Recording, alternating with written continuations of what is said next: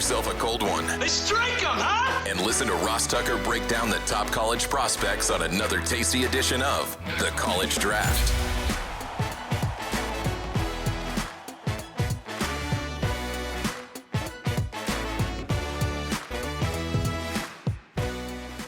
Yeah, it's Daddy Soda time here on the College Draft Podcast, presented, of course, by DraftKings. The crown is yours, and it's time for one of my favorite series that we have on any of our shows, the Ross Tucker Football Podcast, Even Money Betting Podcast, Fantasy Feast Podcast.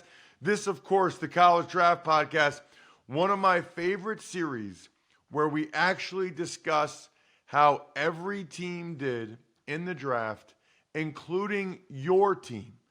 You know, people spend 4 months on the lead up and then one show on the post.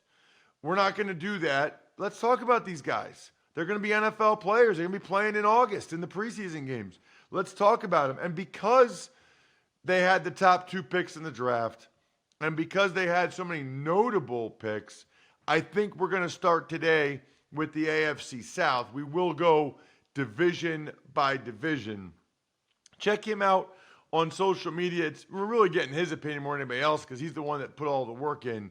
My guy, Emory Hunt, at FBall Game Plan on Twitter, or Football Game Plan is his YouTube channel, which is awesome. We are youtube.com/Ross Tucker NFL. You can check me out on social. My personal is at Ross Tucker NFL. The show is at Ross Tucker Pod. Really, no matter what platform you're on, we're on all of them, TikTok and Instagram, Facebook, Twitter, etc. Not too late, and I'll say this for the next 7 weeks. I'll say this till the preseason games are over. Not too late to get Emory's draft guide. Don't even look at it as a draft guide anymore. Look at it as a OTA guide. Look at it as a preseason guide. It's actually the best preseason guide. We should change the website to footballgameplan.com/2025 preseason guide, because it's the best guide you can have for really the guys that are going to be out there in the preseason game. It's mainly rookies these days, and there's going to be a lot of people that people haven't heard of. Emory has scouted them, and Emory has the eval on them.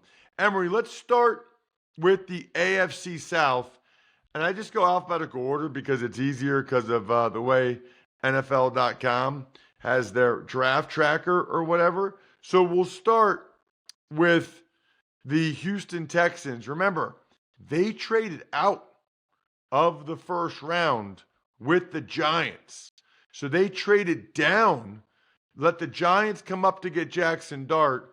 I thought this was masterful by the Texans. They go from 25 to 34, still took probably the guys that they were going to take as well. Wow, I didn't realize, so I just saw this. Do you know that the Texans drafted 3 Jalen's? Bro, listen, and a Jaden in there as well, too. Like, it's like, good luck, man. That is unbelievable. All right, so they're 2 second-round picks, Emory. Jaden Higgins, the big wide receiver from Iowa State, and Arante Ursary, the huge tackle from Minnesota. Yeah, Ursary is someone that's going to help them out probably immediately, right? You know, he has a chance to really step in and stand out. Big time tackle. Ursary to me is, when I'm putting together these guys, Ross, and I'm like, wow, this person from this school, this person from that school, and I'm like, man, I noticed there's a lot of Minnesota Golden Gophers. You know what I'm saying? And it's crazy how we're looking at this, and Ursary was a guy that I had a pretty decent grade on, 76.5. So obviously a starter, solid starter. But Higgins, the fact that he was my number 4 inside receiver, 50-50 guy, it makes it more slants toward his side of the thing. So more like 70-30. But then they take his teammate too, in Jalen Noel. And so you got an inside guy, and you got my number 4 slot guy in Jalen Noel. And, an offensive tackle, we know they've spent a ton of money and a lot of draft capital at the offensive line position. So they feel confident that they're building depth. But I love the receiving core that they added with those 2 picks from Iowa State. Noel, to me, Ross, reminds me so much. I know this lofty praise, but how he plays and how he conducts his business reminds me so much of Steve Smith Sr. I thought that one was a huge steal. He's going to have an impact role right away as a rookie. Wow. Steve Smith Sr., that is high praise, Emory. Yes, third round pick, Jalen Noel. Then they go in the fourth round and get Woody Marks, nice, reserve running back here to go behind Joe Mixon. So far, we're in round 4 now, Ross, and the Houston Texans are checking off boxes. So, you know what's interesting? I had somebody come on the show. It might have been John Daigle on Fantasy Feast, who said that Brett Whitefield, who's a guy I like from with Joe Dolan and those guys at Fantasy Points, he loved Jalen Noel, and he compared him to Amon-Ra St. Brown. So if you have one guy comparing somebody to Amon-Ra St. Brown, another guy compares him to Steve Smith, what you're basically telling me is this guy is feisty as all get out. This guy, this guy, I don't know that I've ever seen Jalen Noel. I watched a couple Iowa State games, certainly the Iowa game, but man, he's got some you-know-what to him. If you're comparing him to Steve Smith Sr. and Whitefield compared him to Amon-Ra, that tells me this guy's got some serious spunk. Spunk is a good word. Definitely plays bigger than his size, Ross, for sure, and has explosiveness. And the reason why I went with Steve Smith, because he could also help you as a returner. We know Steve Smith started his career as an all-pro, as a rookie, I believe, as a return specialist. Let's get to some of these other picks. Jalen Smith, the corner from USC they took in the 3rd round, Emory. Refresh my memory on him. My number 11 slot corner. And when you look at Jalen Smith, good zone technique, able to execute his shuffle and turn technique rather well. It works well for him and how he attacks it. Good force play in the run game. So he's not afraid to tackle. He's willing to go up there and make a play. So he keeps you strong. And again, providing quality depth here in the secondary for the Texans. They had 2 6th-round picks. They took Jalen Reed, the safety from Penn State. He made a bunch of plays for Penn State. A bunch of plays. I guess I'm curious as to why he was a 6th-rounder. I think maybe not quite as good in coverage, a little undersized, but he was a fun player to watch. I watch a lot of Penn State football. Mm-hmm. He was a fun player to watch. And then your guy, Graham Mertz, Emory, in the 6th round. I think you might have been the only person that mentioned Graham Mertz's name once in the pre-draft process. And here Mertz ends up getting drafted ahead of guys like Quinn Ewers, who everybody talked about a million times. Funny how when you just study the tape and just stay out the way, stuff happens, right? Because yes, although my American quarterback in Brady Cook didn't get drafted, he signed with the Jets though. But this is someone that I was also high on, and he was playing really well at Florida, man. Had he not gotten hurt, I thought they would have beaten Tennessee. So Mertz was someone that I thought, hey, his reputation is usurping his actual play. Like, this dude is playing really well. And to your point about Jalen Reed, I think tackling has to be a little bit more consistent. He kind of comes in high a little bit, and that causes him to whiff on some. But he was my number 8 free safety, so I still like the value here. Just becoming a little bit more consistent in pad level and stuff like that. I think that can help him, sustain a role here moving forward. And then the 7th round picks, Keontae Hamilton, the D tackle from Rutgers, and Luke Lachey, Jim Lachey's son, the tight end from Iowa. Listen, the tight end from Iowa, Luke Lachey, is fascinating, man, because when you look at these programs, sight unseen, you're talking about Luke Lachey from Iowa, tight end, and then you inline guy that could block, do all those things you see in so when you look at him and Hamilton from Rutgers, is another one of these places where you just like, all right, sight unseen, this guy played really well. I noticed I'm putting too many Rutgers players and too many guys from Iowa and Minnesota in the draft guide. That tells you how well they develop the talent out there at their programs. That is such a good point. It's not even funny. We'll move to the Colts. 1st round pick, Tyler Warren. We didn't really talk about this on last week's show, Emory. What do you think of the Bears? taking Colston Loveland instead of Tyler Warren. Does that make sense to you? Stepping away from the situation, it does make sense, right? Because Tyler Warren, to me, for Ben Johnson, doesn't give them what he's not the TJ Hawkinson. Loveland is more of the TJ Hawkinson for Ben Johnson's offense, and that's why I thought they went there as opposed to Warren. Like we talked before, you can't go wrong with either one. I'm pretty sure you agree too. The second best football player in the draft is Tyler Warren. So if you make that pick, I'm like, yeah, that's great. But I understand Loveland the fit more for Chicago. Now that I stepped back and took a look at it, like, you know what, that may have worked, but I do like Warren here. This was the Najee Harris to the Steelers, and during the season that we all pegged. This pick we pegged with the Colts from day one. It's like it's the 44, it's the versatile game, it's the ruggedness. Indianapolis Colts, new Dallas Clark, new Rob Conrad with the Miami Dolphins, we could go on and on with 44, right? They got themselves their own Jim Jensen. So I love this fit for the Colts. Yeah, I'm a big fan. I actually got a chance to see Tyler last Saturday at Penn State's blue-white game.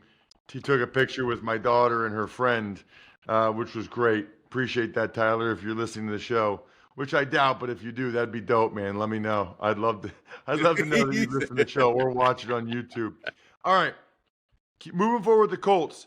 Round 2, JT Tuimoloau from Ohio State. Pretty sure I butchered that. I tried so many times. I'm terrible with the Polynesians. Round 3, another Minnesota guy. You just talked about it when we're talking about Houston. Justin Wally. Another guy who's probably a 3-star guy. Now here he goes in the 3rd round. Ross, I'll tell you this, man. Justin Wally. First of all, Tuimoloau is my number 2 4-3 defensive end. So they got my number 1 H-back in Tyler Warren, my number 2 4-3 defensive end in Tuimoloau, and how he played in the playoff. All these Ohio State players made themselves some money in the postseason. They must have a team meeting. It's like, we're going to lock in for these 4 games and ball the F out. And they all did, right? So this is a great pick for the Colts because now you have a rotational unit in terms of pass rush. Wally Ross was my number 4 slot corner. I was shocked that he wasn't talked about a lot during the process. Explosive athlete, can click and close really well. Tremendous talent. And this is a huge area of need. Now you look at the Colts. You got Wally out there that can play in the slot. Imagine if you can get any kind of health from Juju Brents to go along with what they already have in Travarius Ward and company and Kenny Moore. They're building something strong here in Indy. Hopefully you guys saw Saturday I was at Penn State's blue-white game doing what I do. Drink Labatt Blue. That rhymes. That was awesome, actually. I didn't even expect that. Anyway, I love this promotion they got going. Buy beer, get gear. It's incredible. When you buy Labatt Blue anywhere, take a picture of the receipt, upload it, rewards.labattusa.com. Then you can get incredible gear. Like I got that Labatt fridge. It is awesome. Any size, any product, anywhere you're buying Labatt, buy beer, get gear, rewards.labattusa.com. Big pet peeve of mine with the next couple picks. Round 4, the Colts took Jalen Travis, the offensive tackle. It says Iowa State. We have to change this. Mm-hmm. He was at Princeton for 4 years. He was at Iowa State for 1 semester. we got to figure this out, Emory. This cannot be. He was at Princeton for 4 years, and then his eligibility was up, so he goes to Iowa State for a semester, and now he's listed as Iowa State everywhere. He's a Princeton graduate. Anyway, that bothers me. Princeton should be getting the love and the pub for this draft pick. This is what frustrates me as well, Ross, because the question was being asked, like, man, we don't see any small school guys getting drafted like this anymore. Is it going to be now more so heavily Power 4 related? I'm like, bro, we're seeing small school guys get drafted all throughout the draft. They just have been at a school for, like you said, a semester, and now they get to wear that tag as opposed to where they came from. And Travis was the quintessential person. This should be hailed as a Princeton pick because Coach Serace does a great job of cultivating and developing talent, especially along the offensive line. I'm talking to one. You know what I'm saying? Even though you didn't play for Coach Therese. But I'm just saying, like, the point is, like, Princeton knows offensive linemen. And Travis was someone that I would have taken probably 2 rounds earlier, but this is good value here, provides good depth for the Colts. I love this fit for them. And also, when you think about in round, 5 or 4, we're talking about, you got DJ Giddens from Kansas State.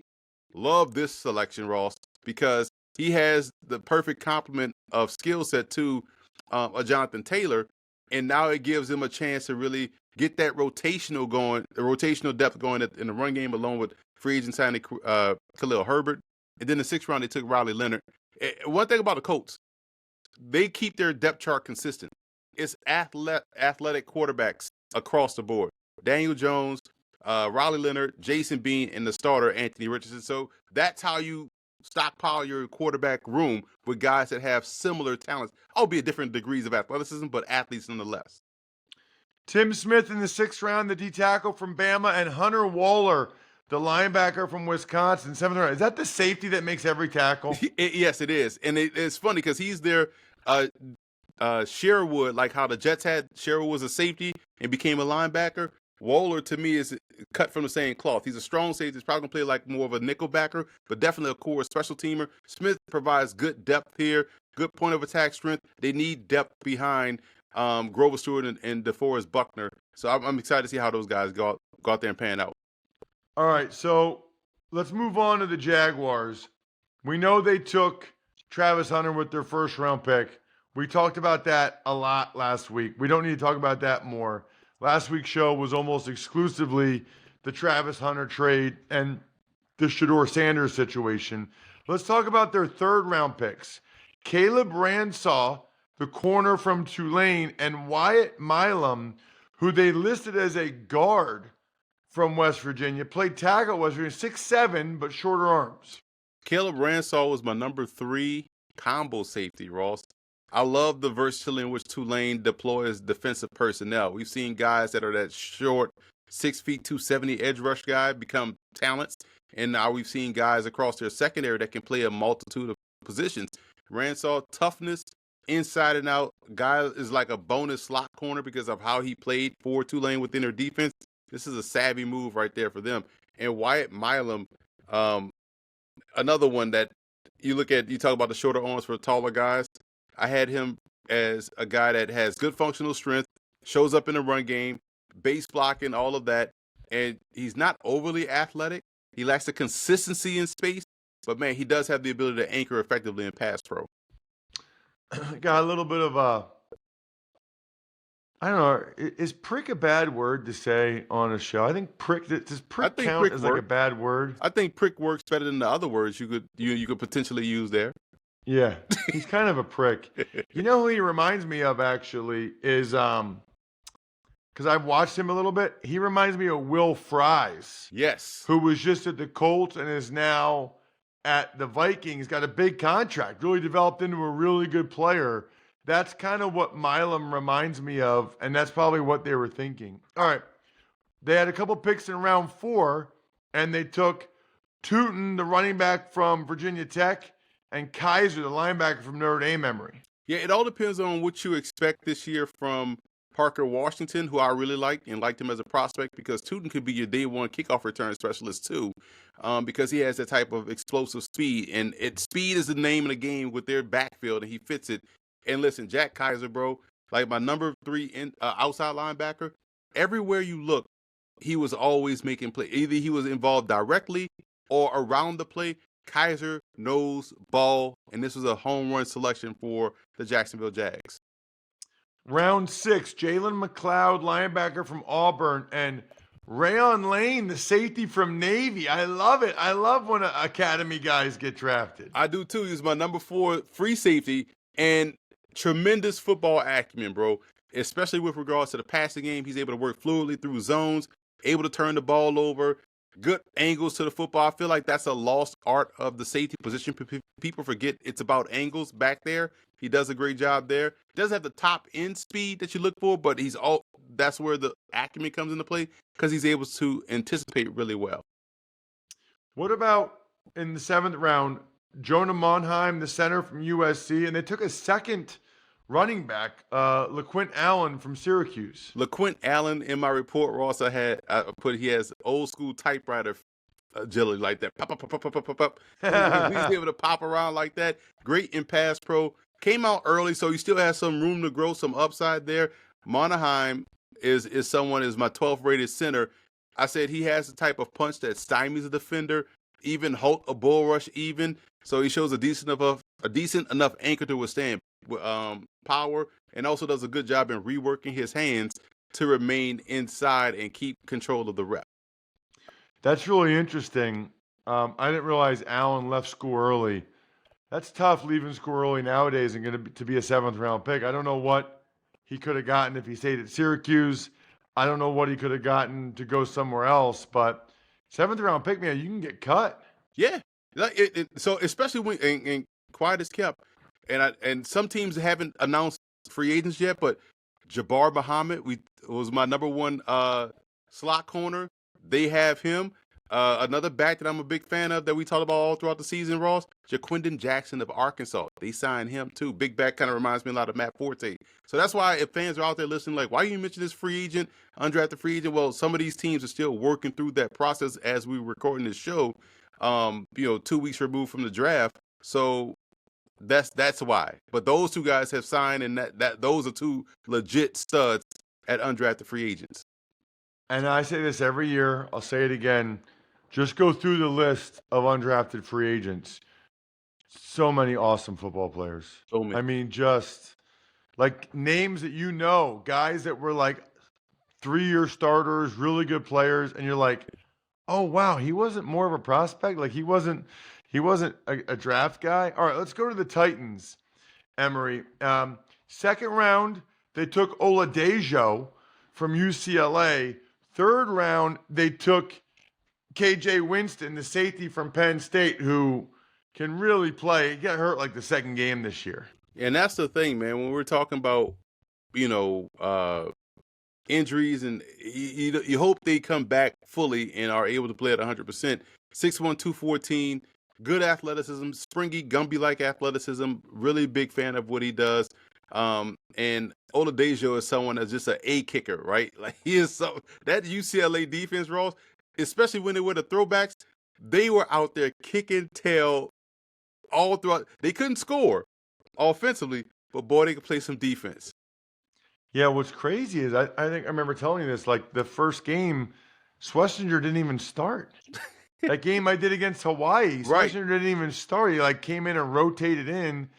Oladejo, I think, was an off-the-ball backer, I think, in that game. Like, they had to move some guys around to kind of figure it out. All right, round 4 for the Titans, they took all pass catchers, 3 of them. DK from Florida, Gunnar Helm, the tight end from Texas, and Aya Manor, the wide receiver from Stanford. Another one, I was a little bit surprised he left school. He was only there for 3 years. I had no inkling when I did that Stanford-San Jose State game that he was going to turn pro, but there's a lot of stuff going on at Stanford, so maybe he just felt like it was time to go. Your thoughts on those 3 guys? Love how you build around your franchise quarterback in Cam Ward, which is why I'm high on him hitting the ground running and have those plus 350 odds of him winning Rookie of the Year, because he's set up pretty nicely here in Tennessee. Aya Manor is someone, we saw him do what he did to Travis Hunter that got his name out there, but he's someone that can be a very good catch and run guy, big physical guy that wins with power after the catch. DK had a fantastic Hula Bowl, which got him called up to the Senior Bowl, has the speed to get deep down the field, be on the receiving end of a lot of rainbows. Gunnar Helm, we know he plays faster than his 40 time. We know he's better than where he went in the draft. Another flex, H-back type that can go out there and get busy. He's going to be a very underrated rookie signing. And speaking of rookie signings, as an undrafted free agent, just throw that in here for this position alone, you bring in Xavier Restrepo, man. I don't care if he runs a 5 and a 40-yard dash. This dude plays like he runs 4.3, and Cam Ward was going to him in big-time situations every game, despite him being the smallest receiver out there. So they did a good job surrounding him with pass catchers. All right, their last 3 picks. Round 5, Jackson Slater, FCS guy, Sac State. Round 6, Marcus Harris from Cal, the corner. and Khalil Mullings, the running back from Michigan. Great depth with Slater. Fantastic Senior Bowl. Mullins, no one talked about him, man, but this is the back that I feel like has upside because he was a linebacker. I like the fit here in Marcus Harris. Cal had good corners. Both him and Noah Williams ran the Shrine game. Harris is a fantastic player. This was a good A+ draft for Tennessee. Check him out on social media. He is the man. He's at F-Ball Game Plan. You know how I feel about him and how I feel about the preseason guide. Footballgameplan.com/2025 draft guide. Make sure you have it so you can reference it during the preseason games. I'm at Ross Tucker NFL. We are at Ross Tucker Pod. The keg is kicked. We are all tapped out. Thanks for tuning in to College Draft. Make sure to also check out the Ross Tucker Football Podcast, Even Money, and Fantasy Feast, all on the DraftKings Network, YouTube, or subscribe to the podcast on your favorite platform.